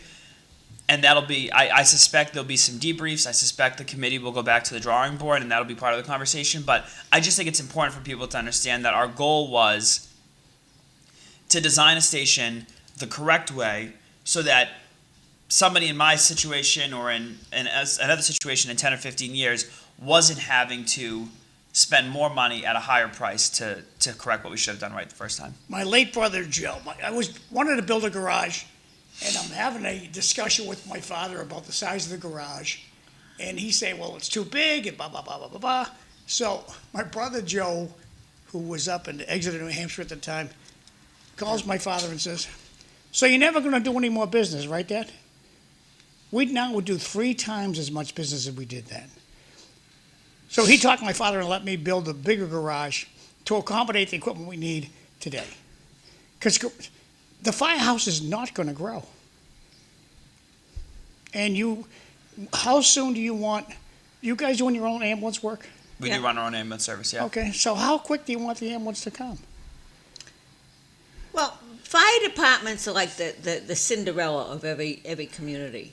They're everybody needs them. Everybody says, "Oh yeah, I want the fire," but they're always at the bottom of the list. Way back when I was on the finance committee, it's master planning. Everybody we need the schools, we need and the fire department always gets kicked to the curb. So I think if you're going to do it, you got to do it right. Education is key, and Not doing well with it. To talk to Roni, the guy who runs your TV station, have him go over and videotape a tour of the fire truck, a tour of the ambulance, and the fact that, I'm sorry, we can't back the camera up anymore. We have to take the truck outside because we don't have the room in the fire. Yeah. You have to educate people. And John, you're right, and we did a lot of that. And I think even the caller who I talked to multiple times a day, but definitely daily, he acknowledged that we need a new fire station. I think we weren't able to show that it made more financial sense to build the station we need in 70 years now than to piecemeal it and spend more over the long run. So we got these texts I'm going to go to, and then I got to do the announcements. The Lowell High School building, new addition, was built crappy in the early 80s. That is correct, that's I true. believe. Keep government out of the housing business. Just look at the Bishop Markham housing complex and we can see how government-run housing works. Okay, so I got to do a bunch of announcements here. So this should do it. Okay, hit Apple all. Doing a walk through the Lakeview and the Chestnut Hill. Okay, so coming up on Monday, the town of Tewksbury is having a Memorial Day parade, and they do a fantastic job. Just go out Route 38, up by the police station, starts at the police station and goes up to 38. I don't know where it stops, but stand on either side and they throw candy, and it's a good time for kids and old buckaroos like myself. So think about heading. It's a freebie. You just got to find an easy place to park, and you'll have a great time. It's Town of Tewksbury's Memorial Day Parade, Monday, May 25th. It steps off at 11 a.m. So if you want any details about this, I got to shrink this up a little bit so we see Mark's phone number. Mark Kratman, selectman in Tewksbury. That's his cell phone number. If you have a question, give him a call. He'll be happy to help you out. The auction for the courthouse down the street, it's coming up in June, so we'll see what happens. If you're interested in this, call that 800 number and see if you get on a list to bid on the auction. It's going to happen June 10th. That's going to be interesting. Then we have, I'm going to hit minus on this to get it smaller. Okay, the 4th annual Robinson's Multicultural Showcase, Fabric of Us, the Youth Voices Cultural Showcase, celebrate who we are. They're going to have all kinds of things going on May 21st. Doors open at 5 o'clock at the Robinson Middle School. That's at 110 June Street. Hope to see you over there. This is the Mass Department of Transportation up by the Stadium Plaza. Across the street from Stadium Plaza is their place. And if you touch a truck, you can see all the big snow plows and backhoes and all the equipment they have. So if you have a kiddo that likes that, they'd love to see you over there. And it's going to be May 16th. Which has already gone by. This was last Saturday, so don't bother with this. If you're hungry and you're over and you're 60 or over, they'd be glad to see you over at the senior center today. They don't have food at the Tyngsborough Senior Center. Not every day, but we do have, on Fridays we have lunch, but you're right, not every day. Fridays you have lunch. Mm-hmm. Okay, cool. So today, the Lowell Senior Center, you're going to have roast pork. And if you have the money, they want $2. If you don't have the money, it's free. And John Drinkwater's having a party. Slide this down so you can see the whole thing. June 1st, he's having a party, John Drinkwater, for state rep, June 1st, at the Old Court, 29 Central Street. Suggested donations start at $25 and go up. Hope to see you over there. The Greek Festival is coming up in June. We'll talk about that when we're in June. And also St. William's Parish Picnic. We'll talk about that when we get to June. Back to you, Lynn. Thanks. Okey doke. So, Ralph, let me just ask you quickly, before, you're running for re-election? I'm running for re-election in November. You don't have a primary, right? No, the state decided to speed up that process too. With no primary, it goes right to November. Can I ask you what's going on with Stonehenge? I hear it's for sale again. You know, I've heard the same thing. Over the course of, I would say, the last 4 months, maybe 5 months at this point, I've engaged in conversations with potential purchasers, very exciting opportunities at various stages of potential negotiations, and my understanding is that each time it's fallen through. Certainly there's not much happening there when I drive by, and so I'm sure there is an interest in selling it. I've not heard that directly from the current owners, but I've heard from very, reputable business people that they were engaged in conversations about purchasing, but not in the last several weeks. Yeah, it's a wonderful piece of property. And really a lot of potential. Yeah. A lot of potential there. Yeah. I want to, this hour, I want to congratulate the people, we had elections yesterday. Yeah. The new select people, men. Yep, it's Nate Marino, and Konstantinos Kalabokis. We have a new planning board member, Kristen Keegan. I believe that both incumbents on the school committee Yes. were reelected. And then we're still not certain the write-ins. That'll be released in the official results. There were a lot of write-ins. I think it was over 300 or so. Yes. Write-in votes for things like Finance Committee, Housing Authority. So it'll be interesting to see. Write-in campaigns are interesting. It's a lot of work. It's a lot easier to get on the ballot. Yeah. It's a lot more work to do Yeah. a write-in campaign. Although I have to say, with the internet, it's Facebook, a good all point. that, it's easier for people to reach out to, they don't have to go write letters or send mail or, Mm-hmm. as we used to have to, mass mailings. In just casual observation of Tyngsborough, Kalabokis did a very good job reaching out to people using Oh, technology. his daughter's a lawyer. And he's She from was our generation. Yeah. Well, we had a couple of candidates that were older that were running. It's interesting. That isn't how I was surprised at the results, actually. But you never know. I was poking fun at your earlier comment about the older generation. Well, I'm not ignoring being you. Have you noticed I technology- have you on ignore? Nothing new, Ralph. Since we were kids and campaigning, things have changed Yes. dramatically. I know. But we had a very civil campaign. Yes, we did. I don't remember if it was on the show or before, but I saw photos over the weekend. They were all in the town center. They took a big group photo. And I think that, the two candidates that didn't get elected, I know personally, I met with all four of them while they were campaigning. They will certainly stay engaged. And so. They're both involved. Very involved. So but I was, it just was an interest. I was surprised at the results. So it wasn't. There has to be a new movement in Tyngsborough because some of the candidates that didn't get elected have been around for a long time and they've been involved in a lot of things. Yeah. And so I guess maybe new blood, and that's nothing wrong with that. That happens. It's cyclical. Mm-hmm. It just every so often it's, and the fire station went down It did. but that won't resurface in another. Yeah, I mean, I hate things that reappear before town meeting, but one of the things, I think if you make meaningful changes to the proposal, you have a responsibility to bring it back. So I certainly don't anticipate that the proposal unchanged will appear before town meeting. No. We've seen in Tyngsborough instances where we do things like that. People don't like it. It's not, you got to take, it's not the result that I think a lot of people wanted, but it's the result of the election. So now we got to incorporate that feedback, go back to the community, listen to their concerns. We heard some from the caller that called in today. and present something different that maybe more aligns with what people were expecting at a future town meeting? I think it's just economically right now, they just got hit with the school. Yeah.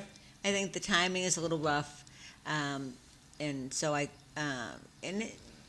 it's people can't afford to pay Yeah. $60 to fill their gas tank. Yeah, You know, it's crazy. tough.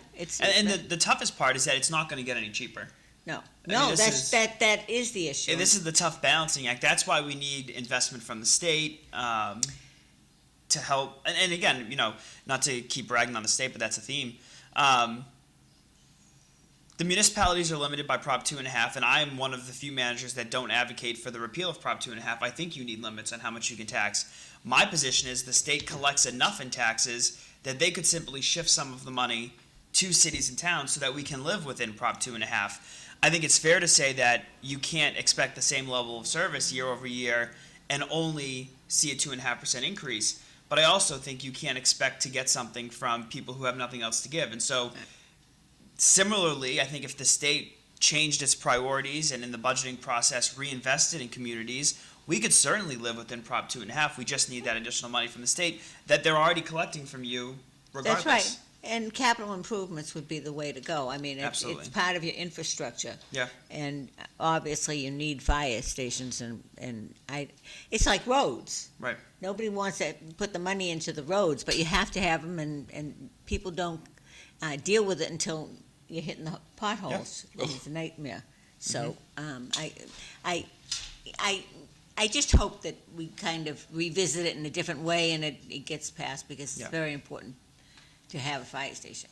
Because I think an interesting, just observing this dialogue, it'd be interesting to see which side of the river supported the firehouse and which side. I think the other side did.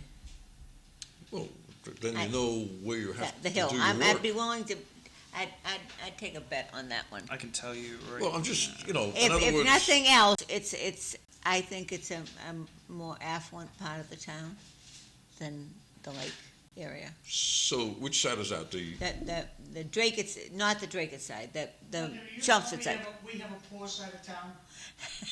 So That's not what she meant to say. Isn't that in the song? Yes. So the Chelmsford side versus the Drake side would be affluent? I thought The there was a Chelmsford. lot of development on the other side, new development. And on the Drake side? Yeah. No? No, renovations or improvement, Around the lake, of course, they took all the houses down and built big ones. They took Yeah. all the So there's summer more camps. new development on the. Oh, yeah. And I'm curious about that. We talk about 40Bs, the big one we have along the river in the floodplain, which they shouldn't have, the state said they could do. I don't know who maintains the 40Bs afterwards as far as the fire ponds and things like that. In that case, that's for the rental side, which is the 40B. There's a management company that the owners contract. The town certainly does not Doesn't get maintain. involved with it, I know. Yeah. Do you get people utilize? But we have retention ponds there that are in big trouble. Do you utilize cisterns for water supply at all? Oh, yes, we have a big program with conservation every spring. I learned way more than I intended to on cisterns because one of the problems from before, right now, and I've said this before, and I don't say it just because Linda's sitting next to me, but there was a time in Tyngsborough, believe it or not, where our land use regulatory boards didn't monitor developments as much as they should, is probably the nice way to say it. So there are a lot of developments in areas of town where there are no hydrants that rely on cisterns. And so the planning board or the fire department would require that the cisterns be installed, and then there was no follow-up. So once the cistern was installed, there was no clear delineation of who was responsible for maintaining it. The fire department would test them every year, but once we tested one and it didn't work, we don't budget to replace cisterns in a development. We've gotten a lot better about that, but we certainly still rely quite a bit on it. The other thing is, though, we bring enough water. It is a underground storage facility, if you will, for water. So areas where there's no fire hydrants, we would require that you put in this tank underground that the fire department can connect to in a fire to get water. And it's We gotta used to be have filled. fire ponds. Okay. So a cistern is a tank underwater. Large So tank. deliberately filled, the water's just there for a fire. Correct. Okay, now, okay, so So Linda, what are you talking about, fire pond? We used to have fire ponds, like on the Drake side, Sherburne Village, which was they have a fire pond at the end of that. Unfortunately, they didn't realize it when it burned, and they went to the river. But that and went by the swimming pool. But anyway, those things happen. But our biggest problem as far as water is on my side of the river and the Drake water. Yeah. And the hydrants don't work. And because That's of not that, good. No, No, and they but that's- won't maintain them. and that's why we bring enough water. You know, if there's a structure fire, Yeah. not only are we bringing our tank, which I think is a 7,500 gallon tank, we're immediately requesting a tank from Dunstable. I think Westford has a tank that we use. It's challenging, certainly, but because we're so aware of it, the fire department plans around that. And they're very good at utilizing, you can't just throw a hose in the lake. And they're very adept in doing that. And they have to be because of So you don't have a tank truck because you don't have the room for it? We do have a tank truck, but it is stored outside because we don't have room for it. that's why we need part of why we need a new fire station. The fire trucks and I wish Mike were here, he'd explain it. The fire trucks are so large and they don't fit in the fire stations. Right, so we have to custom order new apparatus to fit in our station, which of course adds cost. Every piece of fire truck I've ever seen is custom made. Like hearses, do you know hearses are custom made? I believe it. No, I didn't know. Custom made. It's not just a conveyor belt putting out hearse. So fire trucks, every one of them. Why is that? Because I like the door to open a certain way. And see, I like the door to open towards the curb. Okay? Okay. And so the pallbearers can see cars coming down the street. If the door opens towards the street, the pallbearers can't see them. Oh, I see. Oh, okay. John, very Small. forward thinking, And yeah. also, Yeah. we carry what's called 2 church trucks. Those are those are the dollies that carry the casket. Because sometimes, some churches you need 2 church trucks. So we carry 2 church trucks and all the hearses. What is a church truck? That's the dolly that carries the casket. Into where, though? Church or, Why would we need two if there's only one body? At the top of the stairs, you'd put one? well, sometimes there's a long walkway. Yeah. The staircase to the church. Okay. You achieve lift off, and you go inside, and what are you gonna land it on? Oh, I see. Never Also, would have the thought about it. cemetery- Some cemeteries have a very long hall for the casket. So we have this special church truck has large wheels. So the pallbearers are able to wheel it over the grave, rather than lug it over the grave. Look at us, we're becoming funeral home apprentices. Yes. Linda. So Just maybe- call us your Things you interns, learn, John. Huh? Little funeral homes. I had no idea hearse were And custom while made. we're at it, we got a couple of texts here, Lynn. Come on, get over there. It's not, No. I guess not. doesn't want to do it. Okay, I'll read it. 50 years ago, Tyngsborough was a one-horse town with a hockey rink. It's come a long way since then. That's from Bart. Yeah. And there's one more. Doesn't want to light up. A question to the panel: what's your favorite thing to grill during the summer? Interesting. What's your favorite thing to grill during? So, Linda, when you're doing a cookout, do you do the cooking? No. Okay. I so cook inside. Let me change the question. You go to a cookout. This must be good. Okay, I'll use this guy. You go to a cookout, and they have everything you could ever imagine at the cookout to eat. Mm-hmm. What are you putting on your plate? A hot dog and or a hamburger. I'm What- a cheap date, I guess. What are you putting on your hot dog? Mustard relish. Okay. What are you putting on your hamburger? Ketchup. Ketchup. Okay, Maybe Colin. onions. You go to Or a cookout. and they- tomato and lettuce. I'd like that. Okay. You go to a cookout, and everything you can imagine is there. What are you putting on your plate? I'm stealing Linda's plate. But I'm also adding macaroni salad. Love Oh, yeah. macaroni Oh, salad yeah. in the summer. Okay, Ralph. Cheeseburger, grilled onions, dab of ketchup. I'll See, take we're all it. pretty. I'll take a hot dog with piccalilli underneath, Ooh. and I'll have some potato salad and some egg salad if they have it. Nobody makes piccalilli. And corn on the cob. Of course. Oh, yes. Corn on the cob. Yeah. Piccalilli, Howard's piccalilli at your nearby Demoulas. Good stuff. You put that on the roll, then you put the hot dog on top. That's haven't heaven, heard piece of about heaven. piccalilli since I was a child, I think. Yeah, I know they do all these, the steak and the lamb and give me a good old fashioned hot dog. I have a Howard's Piccalilli story. It's self-deprecating humor. I go shopping for my mother. I just, you get the car, you go shopping. I was a kid, rushing to get back out on the road to drive the car. I'm putting all the bags on the kitchen table, and I'm putting the stuff away to complete the mission of shopping. I pick up it must have been like a quart, a big jar of Mrs. Howard's Piccalilli. And I lift it up, and the bottom stayed on the table. And everything went it is the biggest mess. That is sticky stuff, Oh, man. it's awful. And, I was so frustrated I couldn't get back out to pick up the boys, if you don't know. Yeah. I grab a paper towel and I put it all back into a plastic bag, glass, everything. And I put it in a small shoebox, and I said, I'm putting this out on the porch, don't touch it. And I went out the door. I come back later, I wrapped it up, and I sent it back to the company Oh. with a little note saying, this was not good. Did you get a life my supply of father- piccalilli now? My father worked for the post office. He didn't know what I was doing. He takes the package to the post office, and off it goes. Nothing happens. A month goes by. All of a sudden, my mother gets a box. Oh my goodness. 6 jars replacing the one I broke.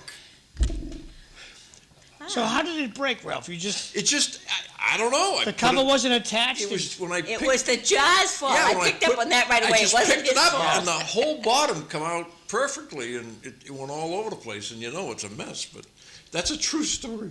Yeah. My father, he comes home and he goes, what was in that pocket? Oh, that was the broken piccalilli he's sending back. He goes, what the heck, you have me send that? He was upset. I can imagine. But when we got the box from He was Mrs. very happy. Howard's, and John, have you seen the price of Mrs. Howard's? I have a cousin who wanted me to get her some when I went to Florida. The little jars are like almost $5. If you go to job lots, they have their job lots, it's cheaper. Oh, it is? Job There's one out in, Job lot. sells Tewksbury, piccalilli? right? The one in Tewksbury, yep, they have piccalilli, coffee, all kinds of good stuff, job lots. I went to Amazon to have one sent to my cousin, and I was amazed at, a small little, I don't know, 8, 10 ounce. Well, it's $5. On a side note, Howard's piccalilli is not available nationwide. Neither is fluff. It's good stuff. Fluff isn't? Peanut In butter. California, they have never enjoyed a fluffernutter. You're kidding. Well, they must have. They don't have any marshmallow that they put in sandwiches? They don't have fluff. There's nothing like fluff, Linda. Who else makes marshmallow spread better than fluff? No, I know. I just assumed it was everywhere. Peanut butter fluff, that was a staple when I was Yes, a it kid. was. That's Oh, the I only love thing I take to fluffernutter. school. It's not good for your diabetes, but I love a fluffernutter. Well, yeah, we can't be eating them now, Sean. But But some people And I put think- jelly instead of, yes, The peanut butter butter. and jelly, Yeah. that's a double dose for your diabetes. and then jam. Yeah, that's all good stuff. So, no, I didn't know that wasn't sold nationally. My brother come up with the best peanut butter sandwich there. It's gross, but it's really good when you try it. Peanut butter, bacon, and mayonnaise. Oh my God! Try it. No, I won't. Okay. I can't. So it's just that I eat with my eyes pretty much, and that won't work for me. Well, oh my God! But another question comes from the audience. Diet same is guy. right. Jay's asking, what about steak tips or chicken? If it's being grilled? I don't cook stuff. I just consume. Same, John. You do the same. Oh yeah. How about you, Ralph? Do you cook? I do, with the kids and that, you have to do a little grilling. So, what do you prefer to cook? Steak tips or chicken? I like the marinated chicken myself. Okay. And Linda's, you're not a cooker. You're a consumer. No, I'll cook inside. I'll do, like chicken Florentine and things like that. I love doing recipes with mushrooms and masala and that type of thing. But And I'll take whatever she puts out. Chicken with vermouth is delicious. You don't do the cooking at the house? I mean, I will cook. I know if you have to, you're going to starve to death. But I've also, the thing is, I've got the appetite of like a 15-year-old, so give me some dino nuggets, a grilled cheese. I'm very simple. Okay. Quick and efficient. So you don't want me cooking for you, John, is the bottom line. Okay. Well, I should send you'd enjoy my grandchildren because that's all we get to eat. I love me a dino nugget. In fact, I had dino nuggets at Town Hall not too long ago in the air fryer. Ooh. With crinkle cut French fries. I've Doesn't never get been any able better. to master the air fryer. Oh, we'll have a course one day. Yes, please do. It's the greatest. Everybody says that, and Well, speaking of French fries, my favorite place to get French fries is a place called T.J. Callahan's out in Tewksbury. They have French fries out there out of this world. Linda, where are your favorite French fries? actually, I know out we're of all a food avoiding truck. McDonald's because they're No, a lickable. food truck, Jeanette's food truck. They have great homemade French fries. The food truck? Yeah. How about you, Comes Colin? to Where do you get your Tyngsborough. favorite French fries? There's a place in Tyngsborough on Middlesex Road called Brothers Pizza. Okay, I and- heard of it. I've declared that they have the best French fries in the Really? country. Yeah. They're like they're thin with a nice little crisp on the outside. They're just rightly seasoned. Tremendous. Well, Drake it has Tony and Ann's hand-cut French fries. Oh my God! And great pizza. You get a the bag. pizza's marvelous. Get a bag of those and you eat them on the way home.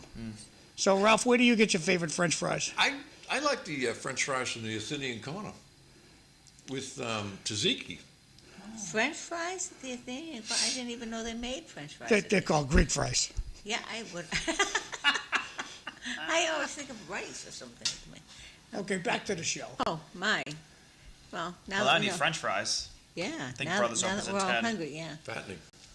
So now what's next in the town? Well, we got the annual block party to look forward to. Yeah. At the end of August. Oh, are we having a parade Memorial Day? On Memorial Day, we're doing our annual motorcade to all of the cemeteries. That'll start at 9:00 in the town center. If you're interested in joining us, I recommend that to anybody. it's a very moving ceremony. It really is. And we visit every cemetery. They do a salute and the gun salute at all of them. If you don't want to travel with us to all of them, we get to the final cemetery on Fletcher, which is Memorial Cemetery, around 10:15. And so a lot of times we'll have a dozen or so people wait for us there. And then we're encouraging people to stop by the American Legion. They have events planned all day on Memorial Day. Do they still throw a wreath off the bridge? Yes. It's a little easier now because you have the center. All the Yes. the monuments are in the center. I think that's very well done. And then following that theme, at the end of June, we're dedicating the town common where the veterans monuments are Yeah. to Nick King, who is Tyngsborough's only resident who lost their life in Operation Iraqi Freedom. Oh. He died. This is the 20th anniversary of his passing. He died in 2006. So we've been working with his family. Right now, they have a small memorial right outside of Town Hall dedicated to him, but we'll be dedicating the town common, the veterans monuments, to him and installing a global war on terrorism monument, which is the only monument that we're missing in terms of honoring all of the Tyngsborough residents that Yeah. served in. Oh, okay. And that's on June 25th. In Did town they center. ever get the extra names on the Yes. Vietnam one? Oh, good. Congratulations. Yeah, Good job. I think we added close to 40 names. Yeah. Yeah. To that one. It's oh, good. And Memorial Day, it's not Veterans Day, but thank a veteran. If you see Absolutely. someone that's got a hat on or something, thank them. We couldn't do all this nonsense if they didn't dedicate their toil and Well, energy Memorial and Day is possible also life. for all the dead, so thank your mother. Oh, that's Your mother nice, did a John. fantastic job. That's very nice. All the sacrifices she made for you, for those rotten kids. Now, I'll be in the parade in North Chelmsford, in the Legion. And City Life Show, we don't forget, we like to eat. I was just visiting Chicago. I eat a pizza almost every day. Best pizza in the country. Oh, deep dish, right? That's a deep dish. No. Grilled sausages with peppers and onions. Ah. Oh, yeah. Oh, that's good. I Yeah. get that down at Happy Hampton. Mr. Hogan, your brother's type of sandwich just made me appreciate liverwurst. And then he says waffle fries. Oh, Chick-fil-A person. That's a Chick-fil-A person. You know, they have those in the Tavern on the Square. Do they? They have waffle fries there, Oh, too. okay. Back to you guys. I didn't realize that. Do they have them at our tavern, do you know? You've never gotten them I've never yet. gotten them, no. No. So I will report back, though. Yes, they're supposed to Maybe have they one. don't. Last time I was there, they had them, so. Oh, Monday okay. Night Dinner Club, I went there with Fred Wilkie picked it. Yeah. Had a nice little Very dinner. busy place. Yes, Ralph. I just want to mention that our commencement graduation is Oh, yes. May 12th, and also earlier in the day on May 12th, we got to dedicate the Vet Tech Rehab Building, which is going to be a very successful program because of demand for those jobs. Really? I mean, you know, when Okay. we get the breadcrumbs from the governor, we try to do the best we can to add on to programs that make sense for the community. Well, I know the school does a lot for the communities. They'll go out I think the issue is transportation, obviously, to get Correct. to the places. And seats, we don't, there's no money to create more seats. I The know. waiting list is 600 or 700, and it's not a good situation. Well, I would certainly would encourage my grandchildren to go to vote because I think it's definitely a way. Because, I mean, then you have all kinds of options. You still go to college. A lot of them still go to college. Our nursing kids to come out of, I think it was last year, to get into UMass Lowell nursing program is tough. Yeah. I believe we had 7 or 8 kids come out of, Great Lowell Tech that went to that program. Do they have vote colleges in Massachusetts? They have them in New Hampshire. Yes. Well, they don't. No, the community college or universities, unlike New Hampshire, they don't really concentrate on that. I know the one in Nashua has a pretty good technical voc ed program, but it's more or less the high schools that do the voc tech programs. I think there's a one up in Manchester too. I think maybe Essex Aggie might have more, Yeah. but more agricultural theme to it than it is technology and construction. Is it still? I didn't know if it still was. Because it was very, very successful. It used to be a very successful program, and hard to get into actually. Yeah, So. but the reason is call someone in the trades and have them come to your house, or electrician, a plumber, or HVAC. It's eye-opening what the cost is. Well, again, to Tyngsborough residents, pat yourself on the back. We had a good turnout. Thank you for voting. And same with the town meeting. You had a good turnout at the town meeting. It was Just shy of 500. long. It was, but we were due for a long one. Yes. We had that coming. Last year was 44 minutes. Yeah.